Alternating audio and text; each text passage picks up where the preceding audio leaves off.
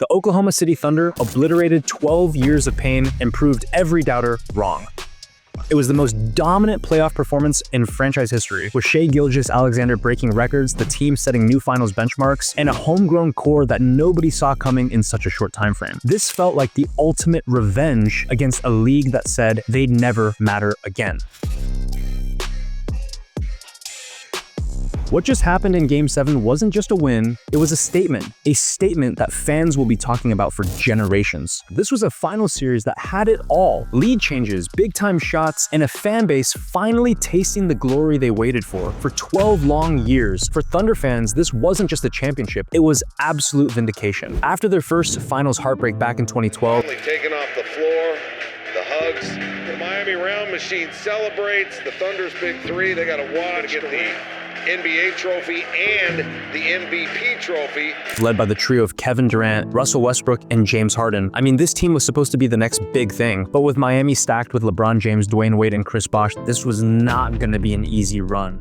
But instead of running it back the next season, 3 days before the 2012-13 season started, the Thunder shocked everyone and made a last-minute trade, sending James Harden to the Houston Rockets. The Thunder and Harden, they've been going at this all month. The Thunder were well aware that teams like the Houston Rockets. From this point on, things continued to get harder for OKC. During the playoffs that year, Westbrook tore his meniscus in Game 2 of their opening playoffs run against the Rockets, while OKC had an early playoff exit, losing to Memphis in the second round. In the 2013-14 season, KD won MVP, but OKC still fell short, losing to the Spurs in the Western Conference Finals. And even though it felt like momentum started to pick up again for OKC, KD suffered a Jones fracture during the preseason. Talking about bad luck hitting this team once again. As a result, KD missed most of the 2014-15 season. And to top it off, OKC didn't even make the playoffs that year. And if you thought that was bad, in the 2015-16 season, OKC gets back into another deep playoff run, beating the Mavericks and Spurs. So maybe after not making it to the playoffs the year before, but heading to the Western Conference Finals, they finally had another shot. Until 30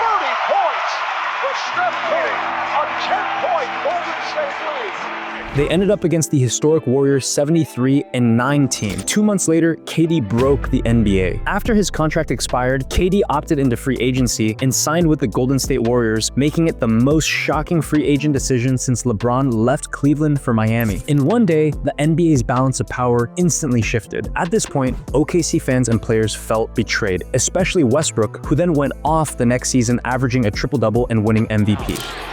Adams gives it back to Russ. Deep shot!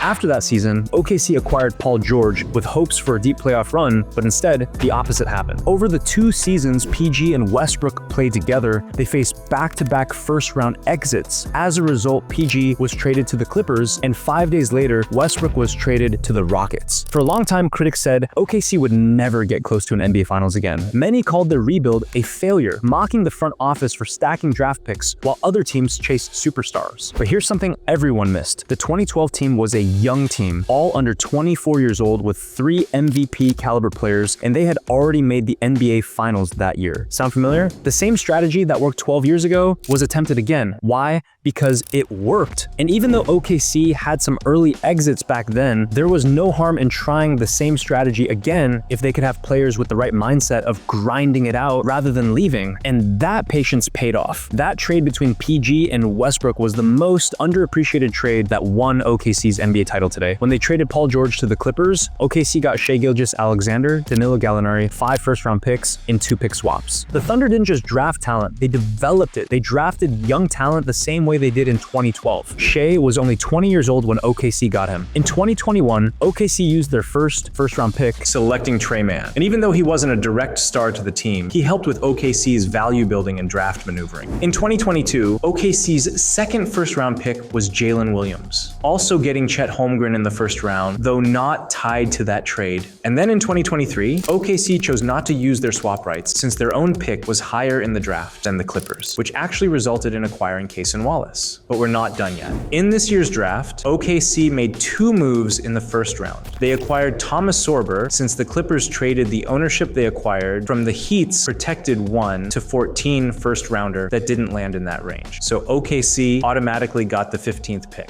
And next, OKC's rights to the 2025 first-round swap with the Clippers was a bit of a finesse. OKC originally took the swap going from 30th in the draft to 24th, acquiring Nick Clifford. But then OKC traded him to Sacramento, giving them Sacramento's ownership of the Spurs' 2027 protected 1-16 first-round pick. Do you see the pattern here? Now let's take it a step even further. Outside of their first-round picks, OKC picked up Aaron Wiggins and Lou Dort. That said, they were not part of the Shai and Paul George trade. But here's what we want to point out. Aaron was picked 55th overall, while Lou wasn't even drafted in the 2019 draft, but OKC saw something in him and signed him as an unrestricted free agent. Today, both these players became a pivotal role player. And then walking into this past season, Josh Giddey was traded prior to, giving OKC Alex Caruso, who became a vet over the young OKC team. The best part about this was there was no flashy super team here, just a group forged through hard work, smart moves, and real chemistry. While the rest of the league looked for shortcuts, OKC built a system, a culture, and a family and turned into the ultimate payoff, a championship nobody expected 6 years ago. The trade that set it all in motion happened quietly, barely making headlines. While most thought the Thunder were waving the white flag, they were building a team the right way. While everyone was building super teams, OKC was building a dynasty. While other teams chased the biggest names, the Thunder focused on growing together. They showed the league you don't need a collection of superstars to win it all, you just need the right pieces working together. And now fast forward into today. In front of a roaring sea of blue at Paycom Center, the Thunder toppled the Indiana Pacers 103-91, lifting the franchise's first NBA trophy ever and erasing more than a decade of what-ifs and near misses. But on top of a team effort, this was Shai Gilgeous-Alexander's time to ascend to NBA immortality, becoming the first player in 25 years to win regular season MVP, the scoring title, and finals MVP in the same year. To make the pot even sweeter, he also became the fourth player to average at least 30 points per game for an NBA champion between the regular season and playoffs combined. He put up a double-double, dropping 29 points.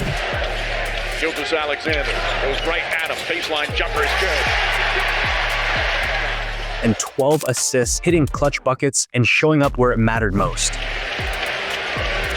SGA Hartenstein counted and a foul. Feels amazing. So much weight off my shoulders, so much stress relieved. Game 7 was the most watched NBA Finals in 6 years, averaging 16.4 million viewers. This was a different series. It wasn't what was predicted. It was heart-wrenching and had emotions hitting on every level. And taking the viewership stat even further, it was also the most watched Finals game internationally ever on NBA League Pass, and up 42% versus last year's Finals between Boston and Dallas. But with a historic playoff run for OKC, it was records galore across the board. OKC set a new Finals record for the most three-pointers made in a series, while their defense locked down Indiana's offense, holding them to their lowest point totals of the playoffs. And speaking of that, over their 105 games, the Thunder outscored their opponents by 1,243 points, the largest cumulative point differential for any team in NBA history. Their differential of 11.8 points per game ranks 4th all-time, with a wide gap between them and the 5th-ranked 1971-72 Lakers. Jalen Williams and Chet Holmgren both had breakout moments, with Chet becoming the first rookie in nearly 2 decades to notch a finals double-double in Game 7. And to put the icing on the cake, OKC Thunder are the 2nd youngest team in the shot clock era to win an NBA championship, only behind Bill Walton and the 1976-77 Portland Trail Blazers. It's like the young team from 2012 resurrecting themselves into the future. But like we said earlier, OKC didn't just strategize around Shai, they built a system where everyone could make a huge contribution on the floor. Going back to Game 7, Jalen Williams added 20 points and 2 steals, showing his defensive hustle and clutch scoring. Chet Holmgren was a force inside with 18 points, 8 rebounds, and 5 blocks, protecting the rim like a true anchor. Off the bench, Alex Caruso and Cason Wallace each chipped in 10 points and 3 steals, bringing energy and lockdown defense when the starters rested. And while this one is an obvious statement, but one of the biggest reasons OKC won was their defense, the league's best all season. They suffocated the Pacers, forcing 23 turnovers that turned into 32 points. This championship isn't just a trophy, it's a full circle moment. 12 years ago, this team was left facing heartbreak, with stars gone and fans wondering if a title was even possible. Now, they're standing at the top of the NBA mountain, and the best part, this is just the beginning.